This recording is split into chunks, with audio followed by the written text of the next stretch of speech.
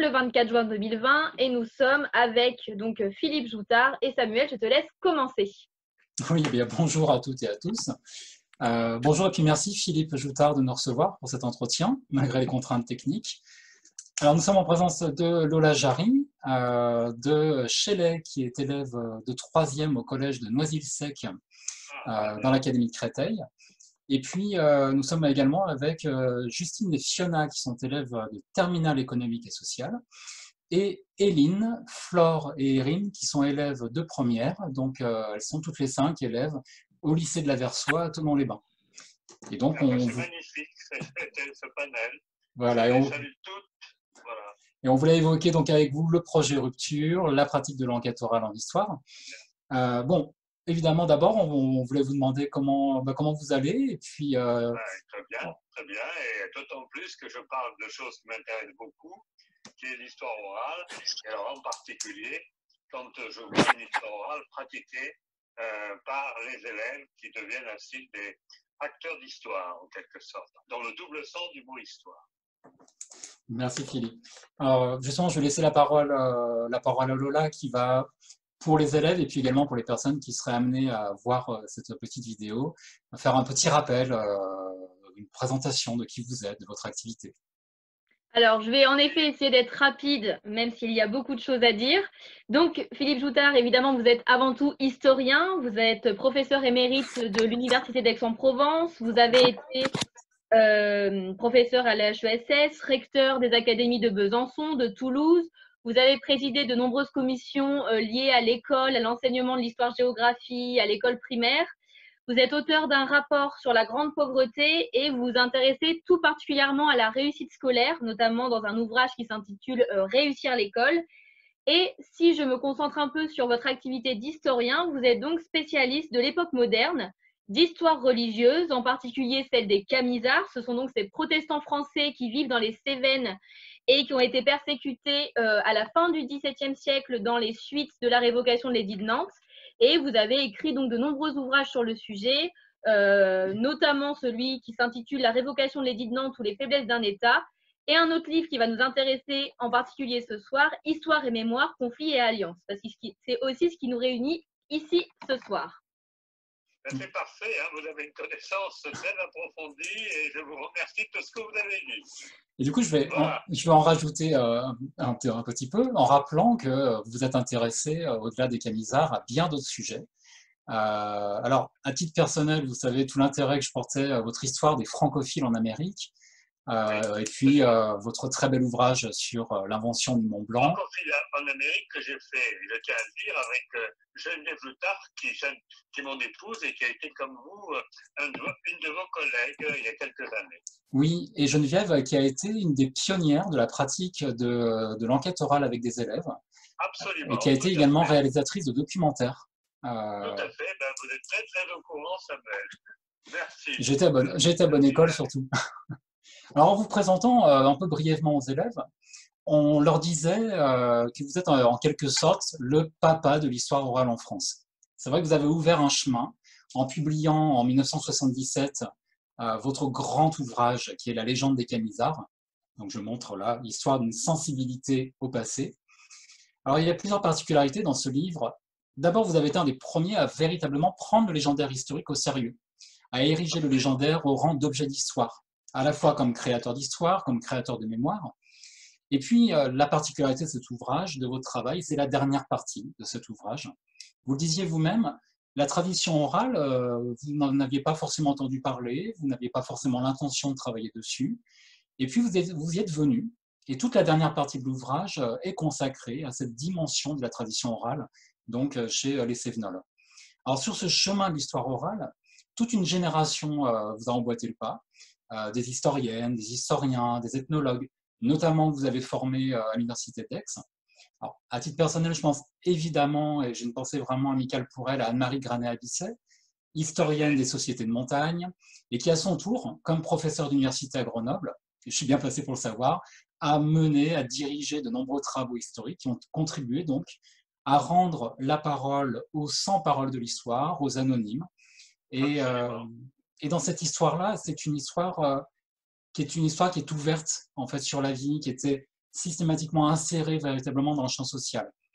Alors, on a une première question en fait pour vous, c'est quand on travaille sur l'histoire des protestants, qui est votre premier champ de travail, au tournant donc des XVIIe et début du XVIIIe siècle, comment finalement on en vient à pratiquer l'histoire orale?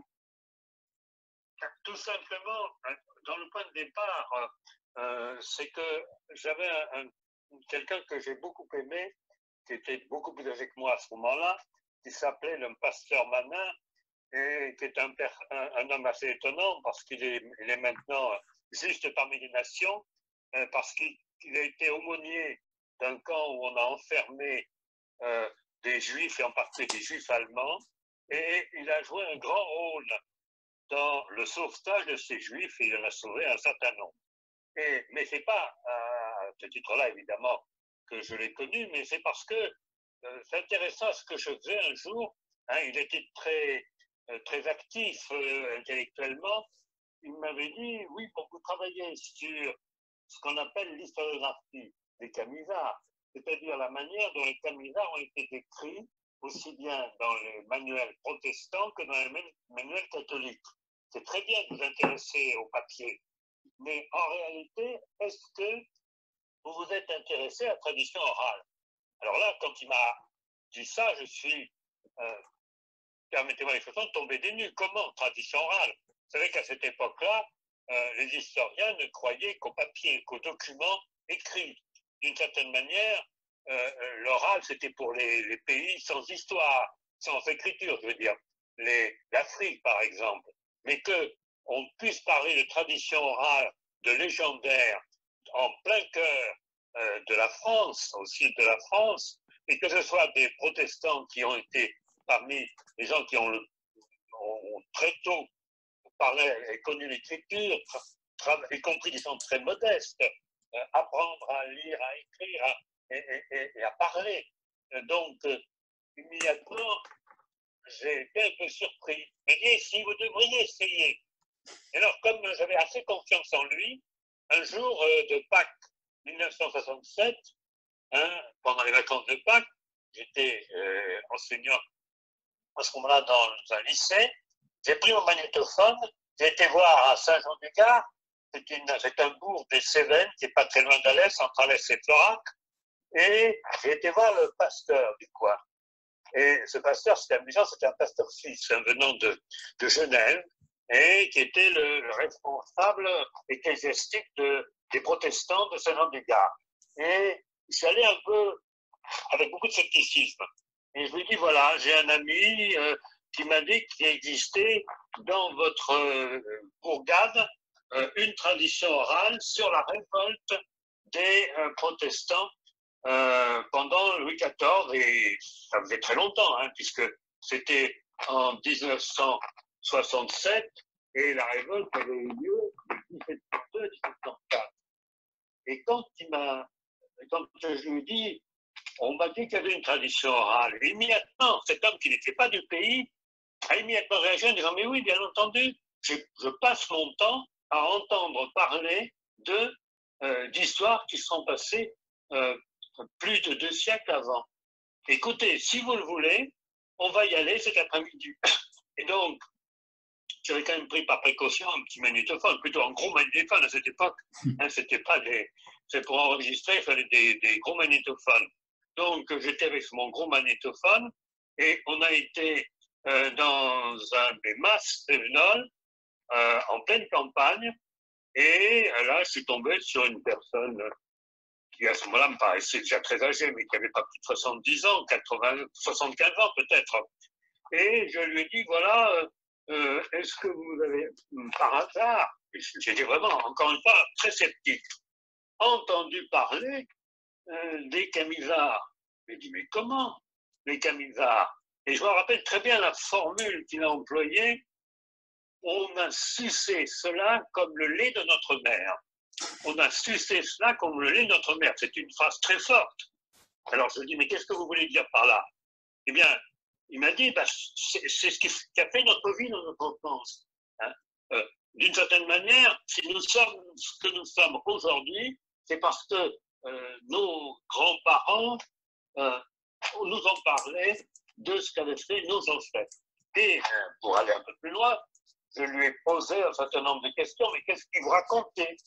Et à ce moment-là, ils se sont mis à parler, non pas les grands récits que j'avais lus, parce que les Camisards ont écrit des mémoires, mais des histoires de famille, de la résistance que les protestants des Cévennes avaient fait contre d'abord Louis XIV, et puis après, parce que ce qu'on ne sait pas, on connaît la révocation de Nantes quand on s'intéresse à l'histoire, mais ce qu'on ne sait pas, c'est que la persécution des protestants a duré tout au long du XVIIIe siècle et qu'il a fallu attendre pratiquement, disons, une dizaine d'années avant la Révolution française pour qu'on arrête cette persécution. Et cette histoire-là, il l'a racontée comme si ça s'était passé hier. Et c'est comme ça que dès la première fois, dès le premier entretien, je me suis rendu compte qu'il y avait une nouvelle dimension de l'histoire, le légendaire, qui m'apparaissait et qui était d'autant plus important, cette histoire, c'est que ça conditionnait presque le présent. Car ensuite, en continuant, alors c'est pas la première fois, mais après plusieurs entretiens, eh bien, spontanément, ces gens m'ont parlé du rapport qu'ils avaient eu dans la résistance de 40-44, du maquisard, et qu'ils ont immédiatement relié aux Camisards. Et pas simplement parce que Camisard et maquisard, ça rime bien, mais parce que pour eux, se révolter contre les nazis, c'était en quelque sorte la continuation de la révolte qu'ils avaient eue contre Louis XIV et la révocation des Villeneuve. Alors, vas-y Lola. Merci beaucoup, en tout cas c'est passionnant et c'est vrai que nos élèves, nous aussi, ont essayé de faire comme vous et d'essayer d'aller recueillir donc une mémoire plus contemporaine, mais en tout cas de faire de l'histoire orale à leur échelle. Et donc on va maintenant vous laisser dialoguer avec les élèves qui ont de nombreuses questions à vous poser. Et on va commencer par une ou deux questions qui concernent notamment le choix des témoins et tous les problèmes qui sont rencontrés avant le moment de collecte des témoignages. Et donc, on va commencer avec la question de Shelley, qui, je crois, a activé son micro. On s'écoute. Alors, Shelley, c'est à toi. D'accord. Et comment on peut affronter la difficulté de choisir correctement ses témoins? Parce qu'on voudrait choisir des personnes. Vous savez, ça peut paraître au départ très difficile. Mais en fait, dans le cas précis, les témoins, c'est votre voisin presque, à condition qu'il accepte de parler. Bien entendu qu'on lui explique très clairement pourquoi vous faites cette enquête. Vous pouvez dire que c'est parce que, précisément, leur expliquer que le témoignage qu'ils peuvent donner sur leur vie, sur leur pratique. Je sais que de façon très intéressante, c'est le projet de rupture. Vous faites une enquête sur la manière dont les gens autour de vous vivent, enfin, car elle existe encore, mais ont vécu cette période de crise historique avec l'épidémie du coronavirus. Donc, vous leur expliquez que, et pour qu'ils acceptent de parler, parce que le problème, c'est que dès que vous avez une personne quelconque, elle dira, moi, j'ai rien à vous dire. Vous lui dites non. Vous avez beaucoup de choses à me dire, simplement racontez simplement ce que vous ressentez, ce que vous avez vécu. Comment ça s'est passé, comment vous avez perçu. À la limite, le choix des témoins, c'est au départ, si vous voulez, c'est un peu presque un faux problème. Parce que, à la limite, l'idée, Geneviève, on a fait allusion à mon épouse, avait fait un jour un film documentaire avec ses élèves, avec l'idée, nous sommes tous acteurs d'histoire. Et derrière cette idée que nous sommes tous acteurs d'histoire, tout à l'heure, Samuel, votre professeur, ou un de vos professeurs, a dit que d'une certaine façon, si vous voulez, l'histoire, c'est pas simplement Louis XIV, c'est pas simplement Colbert, c'est pas simplement, je sais pas, Macron, Sarkozy, Mitterrand pour les plus vieux. Hein. C'est chacun d'entre nous. C'est, si vous voulez, le grand aspect que nous avons découvert depuis maintenant plus d'un demi-siècle, presque un siècle, hein, c'est que, déjà un grand historien l'avait dit, Michelet, c'est que l'histoire, c'est non seulement l'histoire des grands, hein, de ceux qui ont laissé des traces écrites, mais c'est aussi l'histoire de chacun d'entre nous, l'histoire la plus modeste, l'histoire vue d'en bas, comme on dit, l'histoire de terrain. Par conséquent,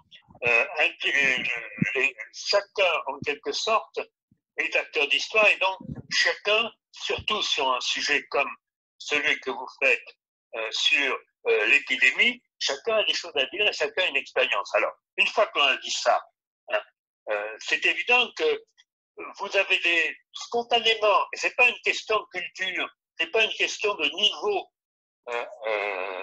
culturel, d'avoir été à l'école. Vous avez des gens qui savent parler spontanément et des gens qui savent beaucoup moins parler.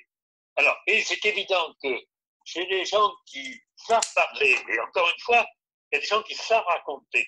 Et c'est pas une question, encore une fois, de niveau académique, vous voyez, de niveau. Les gens il faut que vous arriviez à trouver des gens qui non seulement savent dire leur expérience, mais, enfin, disons, est une expérience, mais savent bien la raconter. L'important, c'est de savoir bien raconter les choses. Et donc, à la limite, le choix des témoins, hein, c'est d'abord de trouver quelqu'un qui sait bien raconter. Et ça, c'est déjà plus difficile. Mais encore une fois, hein, vous pourrez faire 3-4 personnes qui vont immédiatement s'arrêter, que vous serez obligé de toujours reprendre, va poser des questions, ça c'est pas très bon. Hein. Il faut que vous arriviez à trouver quelqu'un, eh bien, qui a plaisir en quelque sorte à dire un peu ce qu'il a vécu et comment il l'a vécu. Et vous pouvez arriver, et dès que vous avez trouvé ce bon témoin, il faut évidemment prendre son temps, l'interroger longuement. Alors, ça c'est une première remarque. La deuxième remarque, c'est que une fois que vous avez trouvé ce bon témoin, ben, il faut prendre son temps. Hein. C'est-à-dire que on met, alors bien entendu, prix de monnaie, est-ce que vous êtes d'accord pour qu'on vous enregistre et vous expliquer pourquoi hein, on enregistre, hein, parce que maintenant, il y a quelques années, quand j'avais commencé, il y a quelques décennies, quand j'ai commencé mon enquête, les gens étaient encore méfiants, surtout sur les sujets qui étaient les miens. Hein. Mais aujourd'hui, je pense que tout le monde a des choses à dire, ce qu'il a vécu. Donc, vous n'aurez pas de peine à trouver des témoins, mais par contre, vous aurez beaucoup plus de peine à trouver des gens qui sont capables de raconter ce qu'ils ont vécu. Et au bout d'un 20 ans, vous vous apercevrez qu'il y a des gens où ça va s'arrêter rapidement, et d'autres, au contraire, qui vont raconter des tas de petites anecdotes. Et c'est ceux-là, évidemment, qui vont devenir d'excellents témoins. Alors, justement, en parlant de ces gens qui parlent en dehors du niveau social ou de la sphère culturelle, c'est vrai qu'il faut trouver des gens qui parlent et certains des élèves ont eu du mal sur la question de la langue parce qu'ils ont voulu interviewer des gens dans des langues qu'ils maîtrisaient mal ou dans des langues qu'ils maîtrisaient mais du coup qui n'étaient pas maîtrisées par l'ensemble de la majorité des Français. Donc, je vais laisser la parole à Fiona pour poser sa question autour de la traduction et de la question de la langue dans le témoémoignage. Oui, parce que je précise Philippe, Fiona a interrogé sa grand-mère qui est écossaise. Du coup, Fiona, est-ce que vous pouvez brancher votre micro pour qu'on puisse écouter votre question et puis peut-être préciser un petit peu comment s'est passé cet entretien? Oui, vous m'entendez ou pas? Oui, Très bien. On vous entend. Ok. Alors du coup, moi j'avais une question. C'est donc si l'entretien, donc quand il se fait dans une langue étrangère, la personne de la langue étrangère, si elle utilise des expressions qui sont pas propres à notre langue, est-ce qu'il faut les traduire ou les laisser telles qu'elles le sont? Alors, là c'est très intéressant parce que l'histoire orale, précisément, hein, c'est pour ça qu'il faut enregistrer. voyez, hein? C'est pour ça que prendre des notes, des fois on n'a pas le choix parce qu'ils ne veulent pas être enregistrés. Mais c'est d'un pis aller prendre des notes. Et prendre des notes, ça ne permet pas justement d'avoir la souplesse de la langue. Alors, ça veut dire que, si vous voulez, c'est très intéressant d'avoir des personnes étrangères. Alors, bien entendu, ça pose un problème hein, quand vous voulez rendre compte avec vos camarades. Hein. Donc, ça ne veut pas dire que forcément, ça doit pouvoir être bien utilisé vis-à-vis d'un public plus large. Mais pour vous, ça peut être très intéressant parce que vous aurez un point de vue très différent. Et même les expressions qu'elle donne hein, en écossais, hein, eh ben, il faut lui faire expliquer, si elle peut l'expliquer. Sinon, eh ben, vous-même, je pense que ça vous intéresse, donc vous allez chercher. Hein. Donc, pour chacune de ces expressions, vous devrez les expliciter. Et à ce niveau-là, des gens, le problème est exactement, par exemple, quand vous étudiez quelqu'un hein, qui est d'origine, mettons, du Maroc ou de Tunisie, et là, elle va probablement, au moins si elle est très âgée, pas forcément parler bien le français, il y aura des expressions. Voilà pourquoi, après, vous devez travailler dessus, ça. Et si vous le présentez après, devant, par exemple, un public plus vaste, il faudra que vous preniez des extraits. Hein. Il faut distinguer, si vous voulez, ce qui va servir après pour votre réflexion générale, et pour si vous faites un travail approfondi, et ce qui est pour, disons, rendre compte vis-à-vis d'un public plus large. C'est deux choses différentes. Hein. Je crois, de ce niveau-là, pour un travail personnel, il faut interroger toute une série de gens qui savent raconter leur expérience, mais après, hein, si vous voulez le rendre compte auprès d'un vaste public, évidemment, il va falloir faire des choix, et les choix fera des choix qui ne sont pas forcément totalement représentatifs des gens que vous avez interrogés. Alors du coup, Philippe, on va passer une deuxième série de questions que se sont posées les élèves. Oui, c'est leur positionnement, en fait, comme enquêtrice et comme enquêteur. Le bon dosage pour mener un entretien semi-directif. Alors, on va commencer du coup avec la question de Justine, qui était élève de terminale. Justine, est-ce que vous pouvez brancher votre micro? Et on vous écoute. Ma question, c'était comment est-ce qu'on fait pour rester en retrait et ne pas influencer l'interlocuteur tout en restant dans une forme de discussion? Et puis c'est une question capitale. Hein, c'est ce qu'on appelle, justement, d'un mot très, très suggestif, l'entretien semi-directif. Alors, qu'est-ce que ça veut dire? Ben, le mot semi est très important. C'est-à-dire qu'il faut éviter le style, vous savez, que vous avez dû voir parfois à la télévision, de certains journalistes qui donnent la réponse dans la question qu'ils posent, d'une part, mais surtout qui assomment les gens de questions et qui ne leur permettent pas vraiment de s'exprimer. Donc, il faut avoir un juste équilibre. C'est-à-dire que, évidemment, au départ, il faut que vous posiez une question, par exemple, si c'est sur l'épidémie, eh bien, par exemple, et que vous connaissez bien d'abord, vous expliquez avant de commencer l'entretien, de façon très précise, pourquoi vous le faites. Hein, et en leur expliquant que ce qu'ils disent est aussi important parce que beaucoup de gens vous diront « mais moi, j'ai rien à dire ». La première remarque en particulier que vous font les témoins, et c'est souvent, ça veut dire qu'ils sont de bons témoins, c'est de dire oh ben moi, j'ai rien à dire, je n'ai rien vécu. Alors, c'est pas vrai. Hein. La plus petite personne, à partir du moment où elle a une certaine sensibilité, peut vous dire des choses extraordinaires, au contraire, sur des événements que parfois des gens beaucoup plus cultivés, beaucoup plus, entre guillemets, formés académiquement, le diront beaucoup moins bien. Il y a des gens qui ont spontanément la capacité de trouver l'expression juste. Hein. Et ça, dans certains cas, ça prend un petit peu, mais c'est souvent naturel. Alors, donc, à partir de cette idée-là, vous avez deux solutions. Ou la personne, et c'est important, aime spontanément raconter. Et rapidement, vous n'aurez pas trop à l'arrêter, sauf si elle va vraiment trop loin du sujet. Hein. Car il y a des gens qui aiment bien raconter, qui aiment bien parler, ils peuvent faire ce qu'on appelle des digressions. Alors, attention, il y a des digressions qui sont importantes et significatives. Mais parfois, on va très très loin.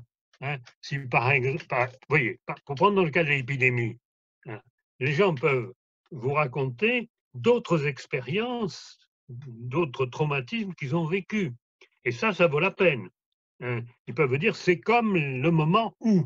Hein.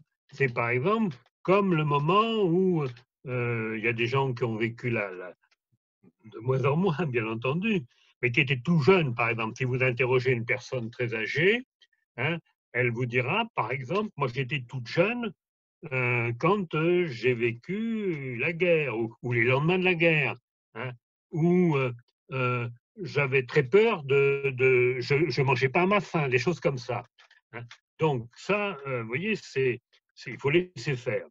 Et puis, il y a évidemment, il faut les arrêter, c'est dans ce sens-là que les semi-directifs, quand là, ça sort du sujet trop loin. Maintenant, d'autres personnes, il va falloir leur poser plusieurs questions et à chaque fois les relancer.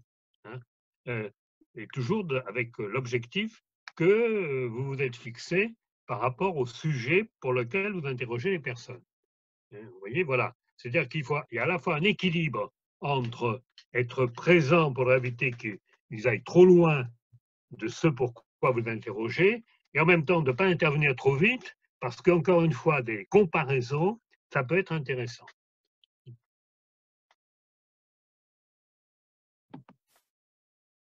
Même sens. Éline, on vous écoute? Je me demandais comment intervenir personnellement dans l'échange quand la personne ou qu'elle Les nous gens demande. n'entendent pas très très bien. Non, est-ce que peut-être Samuel, tu peux redire? Ouais. Éline, c'est vrai que votre micro grésille un peu. En fait, la question d'Éline, c'est comment on fait pour ne pas trop intervenir personnellement, pour mettre de soi en fait dans cet échange. Évidemment, en disant que si vous voulez, ça c'est un gros défaut, ça possible, hein, et c'est pour ça que d'une certaine façon, des gens qui aiment bien parler eux-mêmes, hein, ils ne sont pas forcément les meilleurs enquêteurs, hein, parce qu'ils risquent souvent de substituer leur discours d'enquêteur à celui qui est enquêté. Hein, et ça, c'est terrible. Hein. Et c'est évident que quand quelqu'un, par exemple, a des idées sur un sujet beaucoup trop arrêté, il risque d'oublier d'écouter et de raconter plutôt ce qu'il pense. Hein. Par exemple, y compris sur un sujet comme l'épidémie, hein, il y a déjà des gens qui se sont fait des certitudes. Et si vous avez trop de certitudes, vous n'êtes pas un bon enquêteur. Hein. Il faut donc... Mais aussi, vous n'êtes pas un bon enquêteur si vous connaissez rien au sujet. Vous voyez, c'est un bon équilibre entre connaître le sujet avant d'enquêter, d'une part, mais ne pas avoir de certitude trop grande sur le sujet. Vous voyez, c'est là l'équilibre un petit peu difficile pour éviter, il faut éviter d'intervenir trop vite. Et là, surtout, d'autant plus que les gens que vous interrogez souvent sont des gens qui n'ont pas l'habitude d'être interrogés. Donc, ils vont hésiter, ils vont bafouiller, il va y avoir des silences. Et les silences, c'est significatif. Et donc, il faut, en particulier, il y a tout un art pour toutes sortes de sujets, de pouvoir, en quelque sorte, vous voyez, écouter les silences. Ça, c'est assez difficile, hein, parce qu'on a surtout au début, quand on commence à faire des enquêtes, hein, on a très peur du silence. Hein. Mais encore une fois, parfois, le silence est significatif. Hein. Ça, c'est un point important. Alors, il y a des fois où il faut effectivement reprendre la parole. Hein. Mais plusieurs fois, je me suis aperçu que j'avais repris la parole trop tôt. Hein. Donc, la mémoire, y compris la mémoire immédiate sur des événements récents, c'est quelque chose qui travaille. Et donc, il faut lui laisser le temps de faire ce travail. Et dans le travail, il y a la recherche. Hein, là encore, n'hésitez pas à accepter les silences. C'est peut-être un des conseils les plus importants que je donnerais. Hein, alors, bien entendu, si le silence s'éternise, il faut reprendre une autre question.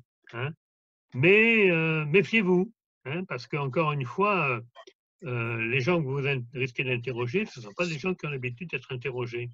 Hein. Et si vous voulez avoir des choses intéressantes et un peu originales, il faut un peu attendre un peu, voyez.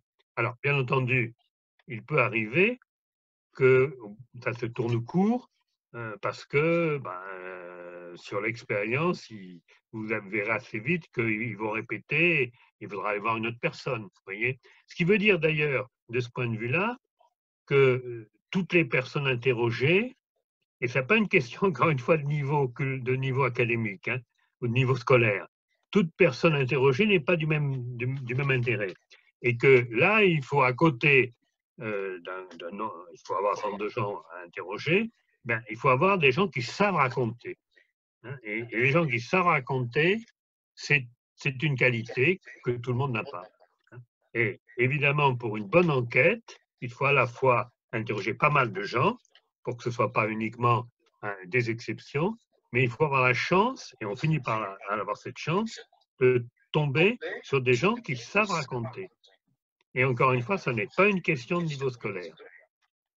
C'est ça la conclusion que je tire, étant donné que quand j'ai fait mon enquête sur la tradition orale des protestants dans les Cévennes, hein, il y avait toute une série de personnes hein, qui parlaient d'abord dans la langue patois, comme on dit, occitan, hein, donc déjà ça posait un problème. Et puis, comme il s'agissait de quelque chose où je remontais un peu dans l'enfance, en quelque sorte, il fallait prendre son temps. Vous voyez, et combien de fois je me suis aperçu que j'avais été trop vite. Vous voyez, c'est ce genre d'enquête, hein, c'est aussi l'art de prendre son temps. Alors justement, là, les élèves sont confrontés à une particularité liée au contexte du confinement. C'est Flore qui va vous soumettre une nouvelle question. Bonjour.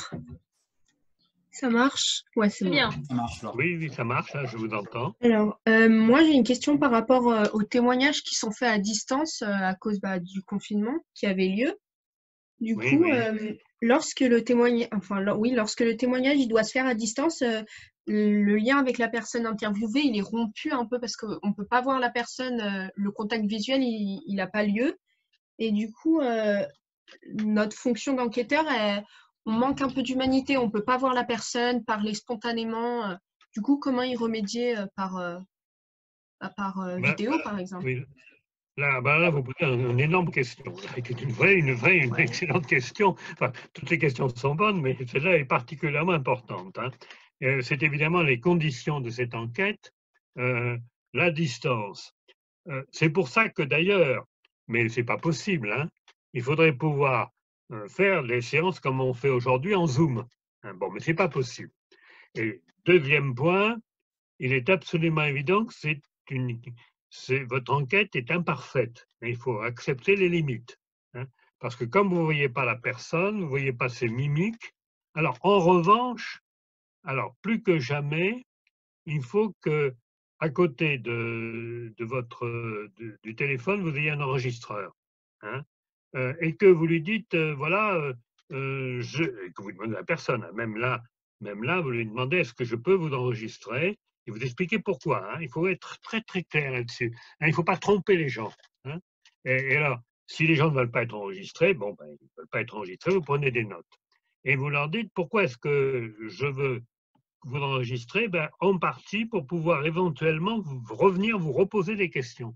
Hein, et cette question de pouvoir éventuellement revenir, c'est un point de quelque sorte pallier les inconvénients de la distance, hein, que vous n'arriverez jamais à remplacer complètement le fait que vous n'avez pas les gens en face de vous.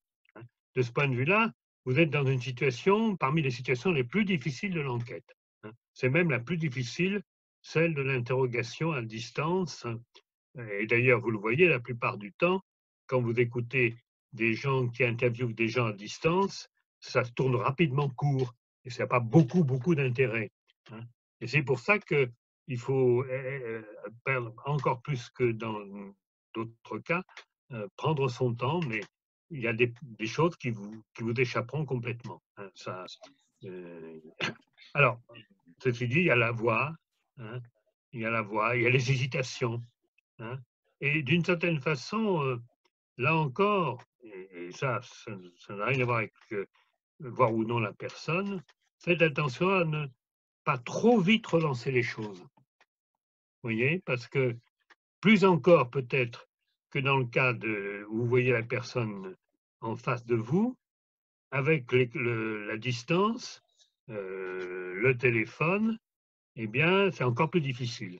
Et donc, il faut encore faire plus attention à ce problème de pouvoir laisser parler la personne, s'exprimer, et peut-être d'ailleurs pouvoir éventuellement, pas toujours, il ne faut pas multiplier les choses, mais si vous avez l'impression que cette personne a beaucoup de choses à vous raconter, vous dire, et qu'au bout d'un temps, et aussi dans notre question, au bout d'un temps, on est fatigué. Donc, on ne peut pas, à plus forte raison, c'est encore plus vrai dans l'interrogation à distance. Donc, là, au bout d'un quart d'heure, 20 minutes, vous risquez, dans un premier temps, d'avoir épuisé la personne. Et donc, il vaut parfois mieux pouvoir la réinterroger, peut-être si vous avez l'impression d'avoir une personne qui a des choses à dire, d'un ressenti à dire, à la réinterroger. Alors justement, oui, Lola, je vais te laisser enchaîner sur une autre dimension de l'enquête.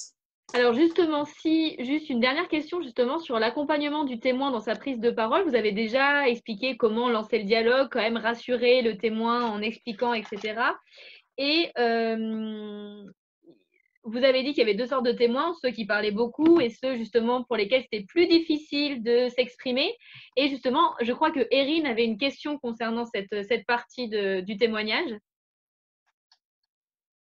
Oui, bonjour. Bonjour. On t'entend. Donc, compte tenu qu'il s'agit d'un témoignage et non pas d'une discussion, je trouve qu'il est difficile d'inciter les témoins à développer leur témoignage en fait. Et du coup, je me demandais comment on peut arriver à faire que les témoins développent plus leur témoignage et qu'ils aillent plus loin sans forcément leur poser plus de questions. Encore une fois, je pense que les témoignages sur l'épidémie, parce que c'est ça le sens de rupture, c'est parmi les plus difficiles à faire, puisque c'est le vécu immédiat. Donc, on n'a pas encore le filtre de la mémoire. Sauf, bien entendu, si vous interrogez les gens déjà sur le mois de mars, c'est-à-dire donc déjà il y a 2 mois. Donc, c'est déjà un peu plus facile. Mais sur le vécu immédiat, c'est souvent assez difficile. Et c'est pour ça d'ailleurs que dans certains cas, il faudrait presque que vous puissiez, pour les gens bien, pas tout le monde évidemment, mais attention, les gens bien, j'insiste beaucoup, c'est pas forcément les gens qui ont le plus haut niveau scolaire. Encore une fois, il y a des gens d'origine, de culture au sens académique du terme, très modeste, qui ont un ressenti très fort et qui sont surtout très capables, qui sont d'excellents conteurs. Pourquoi est-ce que la tradition orale a pu se développer dans des sociétés qui ne savaient pas lire et écrire, ou très peu lire et écrire? C'est parce qu'il y a des gens qui savaient raconter. Et aujourd'hui, d'ailleurs, on sait probablement moins raconter. Alors, ces gens qui savent raconter, on voit très bien au bout d'un certain temps, alors, il y a 2 catégories. Il y a ceux, à la limite, vous avez besoin de poser 1 ou 2 questions, et après, ils enchaînent. Et puis, il y en a qui ont vraiment des choses intéressantes à dire, et vous le voyez par les 3 ou 4 ou 5 premières interventions que vous avez d'elles-mêmes, mais au bout d'un temps, ils s'arrêtent. Donc là, il faut évidemment reprendre l'interrogation, parfois en reformulant la question d'une autre façon. Vous voyez, par exemple, en disant, mais qu'est-ce que autour de toi, autour de vous, est-ce que vous avez d'autres personnes qui ont vécu les choses différemment que vous? Vous voyez, un des moyens, c'est de faire intervenir non seulement ce qu'a vécu la personne elle-même, mais l'expérience de l'entourage. Hein. Et alors, en particulier, mettons, quand c'est une famille, c'est assez facile de pouvoir jouer soit dans les gens d'une même frère et sœur, de voir, par exemple, si le point de vue des hommes et des femmes est le même, si le point de vue des gens plus âgés et moins âgés est le même. Et dans le cas d'une famille, pouvoir, si c'est possible, interroger à la fois le point de vue de l'enfant et le point de vue de la personne adulte. Vous voyez, il faut parfois pouvoir, bien entendu, là encore en expliquant pourquoi, varier les points de vue, et dès que vous arrivez à trouver sur quelqu'un qui vous paraît intéressant, ne pas hésiter. Vous voyez tout de suite quand il est fatigué, et vous le sentez. Hein, et puis parfois, ils vous le disent d'ailleurs carrément. Hein. Écoute, bon, ben maintenant, c'est tout, j'ai plus rien à te dire. Hein. Mais vous pourrez, alors là, deux solutions, ou effectivement, c'est vrai qu'il a plus rien à vous dire, ou vous apercevez, et ça souvent au bout d'un certain temps, qu'en fait, il a peut-être encore plus de choses à vous dire, mais peut-être qu'il faut s'arrêter et reprendre une autre fois. Vous voyez, il y a beaucoup de cas. Hein. Mais je ne cache pas, hein, pour reprendre la question précédente, que le problème de la distance, de l'entretien en distanciel, c'est beaucoup plus difficile. Et c'est une des enquêtes les plus difficiles à faire. Voilà. C'est pour ça d'ailleurs qu'il vaut mieux au moins commencer, quand on commence une enquête, peut-être par des gens qu'on connaît bien autour de vous. Quoi. Voilà. C'est justement, je crois, le choix qui a été fait par la plupart des élèves. On va conclure l'entretien, Philippe, avec une question qui vous est plus adressée comme directement sur le regard sur la période que l'on vient de vivre. Fiona avait une dernière question pour vous. Alors oui, je reprends juste ma question. Oui. Alors du coup, ma question, c'était de quelle période historique rapprocheriez-vous la période du confinement? Imaginons qu'on soit chez Jeanneney et qu'on fait la concordance des temps. La concordance des temps. Bon, alors, à ma connaissance, hein, bon, et je ne vais pas cacher mon âge, j'ai visible et tout, j'ai dépassé 8 décennies, vous voyez, bon. Eh bien, donc, c'est-à-dire que je suis vraiment, par rapport à vous, enfin, équivalent de vos grands-parents et déjà des grands-parents d'un âge certain. Eh bien, à ma connaissance, une expérience comparable à celle-ci, bon, j'ai vécu 68, j'ai un souvenir, mais très ancien, de la libération de Paris, très ancien, j'étais quand même jeune à ce moment-là. Bon, de l'arrivée de 58, de l'arrivée du général de Gaulle, de 56, on voyait toute une sorte des problèmes de la guerre, des manifestations de la guerre d'Algérie. Donc, j'ai beaucoup d'expériences diverses, mais une expérience d'une grave crise sanitaire, il y en a eu déjà avant, et vous voyez, on évoque la grippe asiatique, par exemple. Mais la grippe asiatique, ça je peux l'attester parce que je l'ai vécu, et ici, au moins, Samuel a dû aussi la vivre, ça n'a pas eu le même impact. Hein. Je crois qu'il y a un caractère complètement inédit à cause du caractère, je crois, général et brutal. Vous voyez, c'est le caractère brutal et général. Ça, voilà, la première chose première réponse. En ce qui concerne moi, je n'ai rien de comparable. Voilà. Hein, toutes les autres crises, il y a eu d'autres crises que j'ai vécues, elles n'ont rien de comparable. Ça ne veut pas dire qu'elles ne soient pas aussi graves, attention, hein, mais elles n'ont rien de comparable. Ça, c'est le premier point. Alors, le deuxième point, si on veut rechercher un précédent historique, eh bien, le seul précédent historique, mais oui, j'en ai entendu par mes parents, ma mère, qui était née en 1910, vous voyez, là, on remonte au siècle dernier, et qui avait été atteinte par la grippe espagnole en 1918. Hein. Et dans la famille, elle était ressortie évidemment, sinon je n'existerais pas. Et dans la famille, donc c'était encore un souvenir qui a été évoqué. Mais comme c'était en même temps la fin de la Première Guerre mondiale, elle a laissé un certain souvenir, mais pas un très grand souvenir, curieusement. Alors que ma mère en a été la victime. Hein.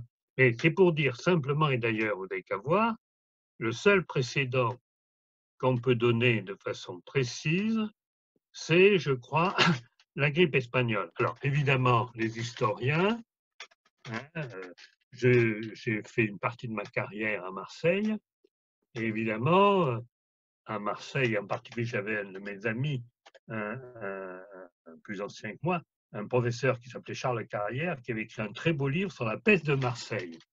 Donc, on a des choses, mais c'est par les livres qu'on les connaît. Hein. Et donc, la peste de Marseille, le choléra, tout ça, on le connaît par les livres. Voilà. Voilà ce que je peux répondre. Pour préciser pour les élèves, la peste de Marseille, c'était les années 1720. Oui, voilà, c'est ça, 1720. Alors, la peste de Marseille, attention, il y a malgré tout quelques signes dans la ville, hein, de cette peste. Hein. Elle n'est pas totalement oubliée des Marseillais. Ça fait partie, dans une certaine mesure, faiblement, mais de leur tradition orale. Voilà. Hein. Alors, c'est pour dire, pour être très clair, hein, qu'en réalité, au point de vue de la mémoire collective, le seul exemple qu'on peut de mémoire collective qui a encore quelques petites traces, c'est la grippe espagnole de 1918-1919. Mais que les autres épidémies qui a eu lieu, il y en a eu, hein, dans l'ensemble du monde, elles n'ont pas eu le même impact. Hein.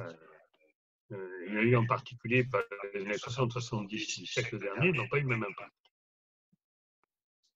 Voilà.